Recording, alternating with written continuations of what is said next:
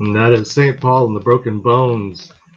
Here on 92.7 KOCF, Fern Ridge Community Radio. That's Minotaur from the Alien Coast album. Andy Goldfinger, your human curator of music here on Music Gumbo. And what else we have in there? Oh, a new one from the Black Keys from their Dropout Boogie album. Your team is looking good. Boy, the Angels just lost their 14th straight last night. They are not looking so good. I will tell you that. Carol Emerald, That Man from Deleted Scenes from a Cutting Room Floor. Four Tops with the #1 song from 1965. I Can't Help Myself, Sugar Pie, Honey Bunch. And we have in the green room, we're going to be talking to her in just a moment. Let's take a quick break. We'll take care of some business, and then we're going to come back and talk with editor and publisher of Head Magazine, Charlotte Parker. Andy? Yes. Take a look. Let me see how bad I look. I wasn't prepared at all. Oh, you look fine. You look fine. Where's the bigger? How can I make it bigger? That I don't know. Oh, So there you are. Yeah, you look fine. All right, so I'm playing a couple spots, and then we'll come back and talk. Okay. Okay.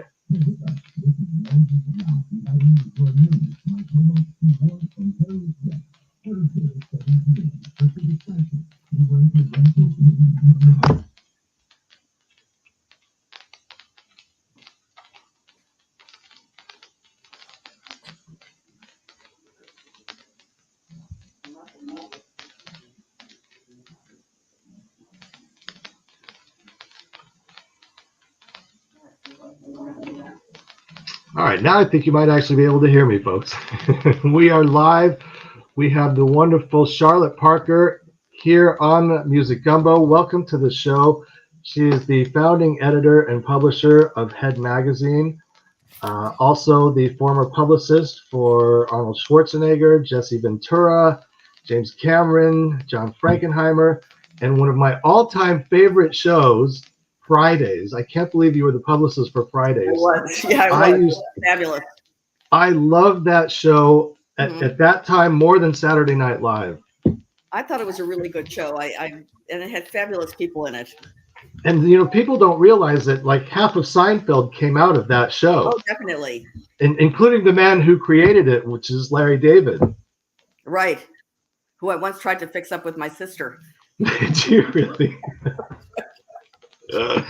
Now, let me ask you, this is another question I have in doing some research. There's a Netflix show on called Disjointed with Kathy Bates. Mm-hmm. And after looking at what you've done and watching that show, is that based on you? No, because I don't even know about it. I mean, oh my goodness. I should watch it. She plays this huge marijuana advocate from way back and all the way through till now, and which kind of brings us to you and a start at Penthouse as an assistant, and then somehow you became the editor and publisher of Head Magazine. How did that happen? Well, I was assistant to the production director. In fact, I remember the day that I came in, I had like 103 fever waiting in the waiting room, after 40 girls wanted that job. And yeah, I know. And he ended up hiring me, and it was a lot of fun. So his name was, so it was John Evans is his name. And at that time, working at Penthouse was like working for the Beatles. They were all from England and from Liverpool, and they literally, that fast talking. If you ever watch, those early Beatles movies. Sure. That's what it was like. They were that was that humor. They were all young. I think that John was like 22. When and he was considered a publishing wunderkind, and he was fabulous. And so were the art director. They were all from that area. And so it was a lot of fun. And then at that time, I thought of it. It created suddenly one time, I guess while I was high, I was thinking about, wait a minute, why don't I start a magazine about marijuana? What a great idea. So that was on the East Coast, right? You were on the East Coast. In New York City, Manhattan. So was it, it was around the same time as High Times, and High Times seemed more of a West Coast publication, and Head was on the East Coast. Is that? I mean, was that how it was between those two magazines? Well, what happened was that I didn't know that High Times had existed. I mean, Oh, if I had known, I might not have done it. really? Yeah, because I thought, hey, I came up with this great idea, a magazine about marijuana, and So, so what made? How did you? Because you relaunched it online now, right? So how did you? What was the? What were you doing in the dormant period between when the magazine wasn't up and you launched the online portion? Well, that's a very long story because what happened, I mean, I think we have to talk about how the magazine evolved and what it became and all that, and then it became very Okay. big. So I mean, I think that's the more, then we have to talk about the trajectory, then we can talk about what happened in between. And by the way, it's very interesting that you mentioned that thing about the Kathy Bates, because people have approached me about my story and, to do a story and perhaps a mini series, about the true story, because the true story is incredible about what happened there, while I was working for Penthouse and starting the magazine and then becoming, I guess one of the early, proponents of marijuana legislation, and also in a way, in my own little way, a cult figure at that time. Right. So okay. So let's talk about the trajectory of the magazine. Once you got it going and left Penthouse. So the way that it happened is I thought about it and I thought to myself, well, I'll start. I started as a newsprint. Okay. I didn't start as a full-blown magazine. I started as a newsprint, and I thought to myself, okay. So I created it. I did several pages. I got my friends, to write for me, and and then I thought, how am I going to distribute it? So I went to that was at the time where there were newsstands, on all the corners and everything. So I talked to some of the New York Post dropmen, and I had them drop my magazine. Wow. No, that's great. I was very industrious. And I had to, I had to get a lot of different quotes for the magazine. They really varied. I found with the printers, they were, some charged 10 times as much as the others, and so that was what was happening there. So then I created that, and then after a while, I did several of those issues. By the way, I don't even have all those issues anymore. Then I had this idea that I should become a glossy magazine.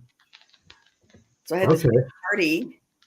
Now, so let me ask you real quick. Do you feel like that because of the subject matter that you were choosing, that it would, I don't want to say easier, but less restrictive for you as a woman?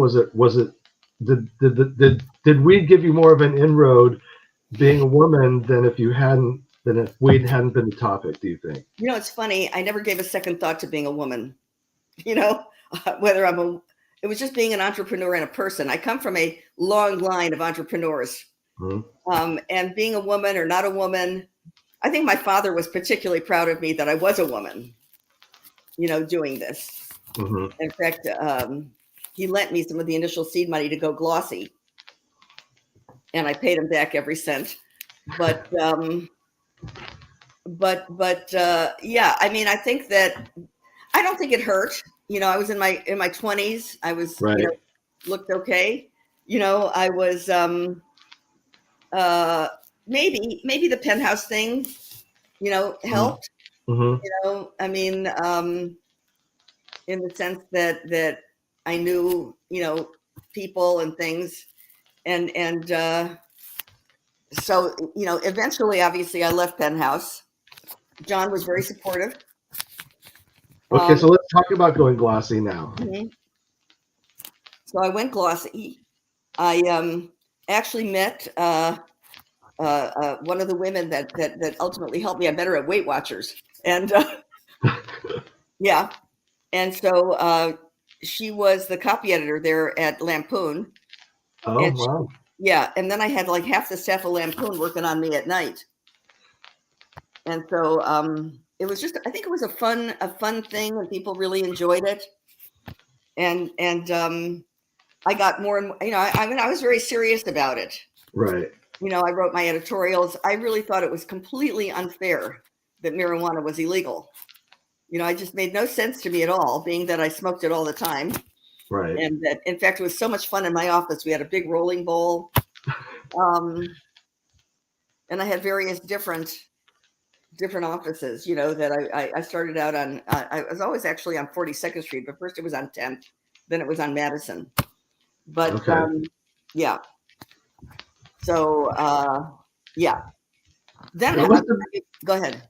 it must have been a great time to not only be starting the magazine, but in that environment. And I had when I talked to Noe last time, talking about being in New York at that time when music was such a huge part of that environment and still is. And to be able to, I mean, I know some of the interviews that you did with, I think, Peter Tosh and Jimmy Cliff. I was there with in the interview with Peter Tosh in a smoke-filled. We were in his hotel room, completely filled with smoke. It was very much fun. And I don't know if you know, I had a guy named Peter One. Okay. He was the hash king of Ibiza. And I still, yeah. And he gave me a special hash pipe and hash. I mean, I was the guest of honor at the International Hallucinogenic Mushroom Conference in Seattle, along with R. Gordon Wasson. And it was a great deal of fun. In fact, Noe, who you mentioned, wrote for me. I was thrilled to have Noe write for me. He was the columnist at the Village Voice. And okay. I'm really into good writing, and you can see that in my current magazine. In fact, Noe wrote a terrific article on Bob Dylan, which is in the magazine right now. And I have a lot of other really interesting stories in my magazine right now, which we can talk about in a little while. But yeah, so it was. I really enjoyed having good writers. I had a good team.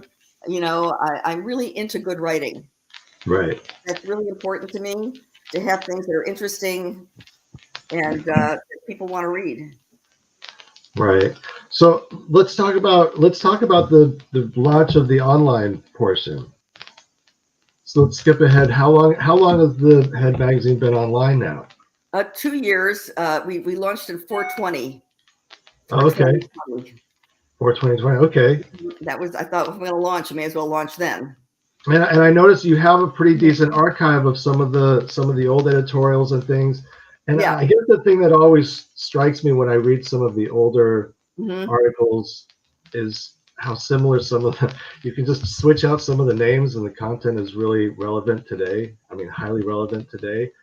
Does that surprise you when you look at some of the stuff that you wrote, you know, a long time ago and it's still pertinent today? Well, does it give you a little bit of angst? It does surprise. You know, I look at some of the things I wrote then, and I think to myself, how did I write that? You know, in other words, I was very kind of I was I don't know how you say brave, you know, and I wrote many things that I just felt, and I wrote them, and I think to some degree they apply today. But I mean, it's actually quite a different. It's the landscape is very different today, you know, than it was then. I mean, it's true that you know, pot is so much more prevalent now in the sense that it's everybody can get it. It's very different in terms of how it's offered. You couldn't buy it in a store. Right. Obviously, yes. I mean, and a lot of the stuff that we had isn't, you know, where's the Colombian gold? Where are the Thai sticks? Where's the hash? You know, where is all that stuff? And it's all indoors now. It's all cultivated indoors. Well, not all of it. There's some really good companies like Honest Marijuana. There's a lot of different good companies, but they do have to, and I think they're trying to. They need to support the legal marijuana trade. The illegal marijuana trade is difficult because of the fact that they use pesticides, they siphon off water in a negative way. It's not good for the forest. You know, a lot of these things. I think there was also a very big difference between High Times and me. High Times was really created by, well, I guess marijuana smugglers. Right. Yeah, it was. They weren't the same, but I always thought of them as East Coast, West Coast. It was a much more different content. You were much more editorial. Yeah, I was like, they were like they were more outlaws in a sense of, you know, smuggling marijuana from Mexico. These were hardcore smuggler people, Right. and they were also really into the marijuana thing. They were really into it, but I was into it from another way. I'm a Jewish girl from Cleveland, Right. Graduating from college, and that's who I'm speaking to. Right. All of the other heads that are around me, all of us who are smoking all the time, and having a good time, and that's who I was speaking to. So we really, in a sense, we had different sensibilities and spoke to different audiences. Right. And you were also part of NORML, so you were a big part of making sure that at some point it was going to be legalized, and NORML Yes, was I a was big, on the board of growing up in directors of NORML. California. Yeah, I was always, following NORML and contributing to NORML. And you were on the advisory board for that, I right? was. Yeah, I was on the board of directors. Yeah. And I really felt and still do that it should be, and it's on its way. I mean, in fact, I probably would rather see it decriminalized, Right. in a sense, because I'm worried that if it's totally legalized, that the drug companies are going to take it over. Right. I mean, my sense has always been as soon as Reynolds could figure out how to roll joints instead of cigarettes, that they would just start buying That's up right. land And then, all of the experimentation and the personalities and the different. So, I mean, I think the key is to take it off of Schedule 1. It's got to be taken off of Schedule 1. It's not a harmful drug. I mean, they put it in the same, schedule as all these very, very lethal things, and therefore it can't be studied. It can't be.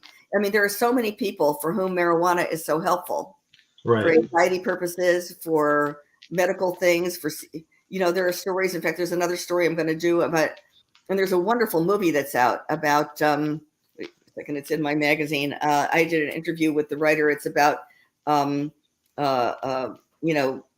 cannabis and what it does for you. And, there's THC and CBD, and how the CBD, helps these people that nothing else can help. Yeah, well, football and basketball have already stopped testing. They just recently stopped testing for marijuana. Mm-hmm. So those athletes are now able to treat. I mean, they're able to treat themselves instead of having to use pharma drugs. They can now treat themselves with CBD and with pot. And right. And my concern with federally legalizing it would be the pharma. Right. So there's, that's one of the concerns that I have. And I don't. It's complicated because right now it's state by state. Right. Which is I think fine. To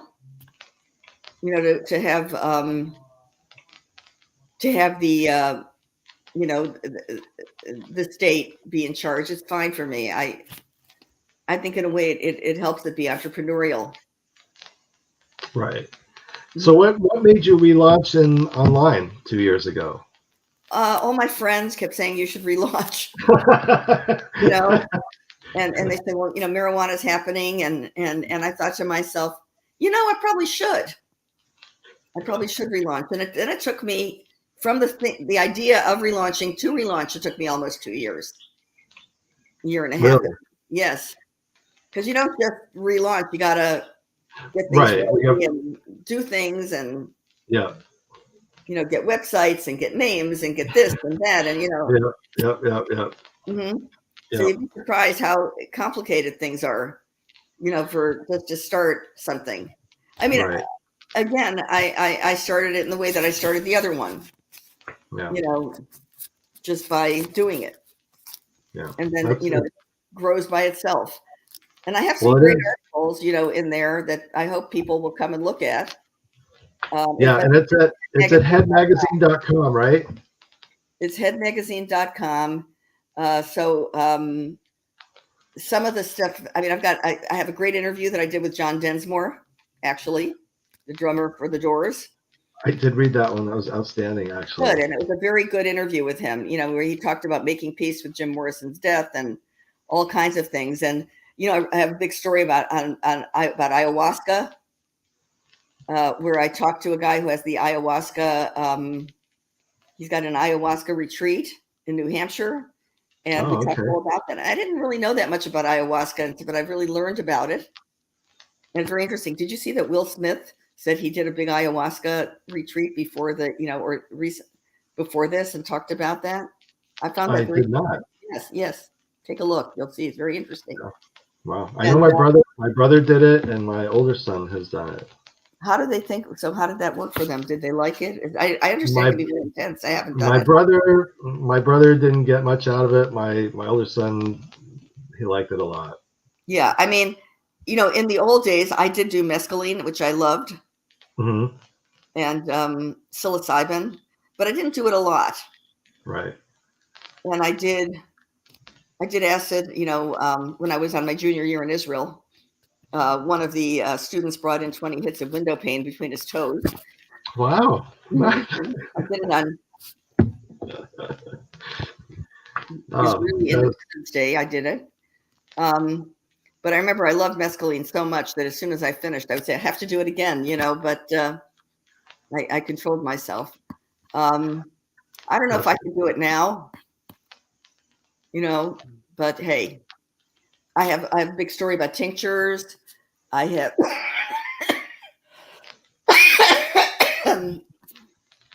how to get a job in the cannabis industry. I have a great interview with actually the cannabis pain doctor who unbelievably seemed to have cured himself from cancer. I've read some stories over the years about that. Yeah. I have like a 4-part interview with this guy who is incredible. He's in the Bay Area. So there is a lot of stuff there on headmagazine.com that's kind of interesting. So yeah, definitely want our listeners to go check it out. Charlotte, thank you so much for coming on today. It has been an unbelievable treat to talk to you and listen to you, and I appreciate you very much. Back at you, Andy. Okay. Thank you. Okay. Bye. Bye. Okay. Oh, that was, yeah, we're off. Was that okay? That was excellent.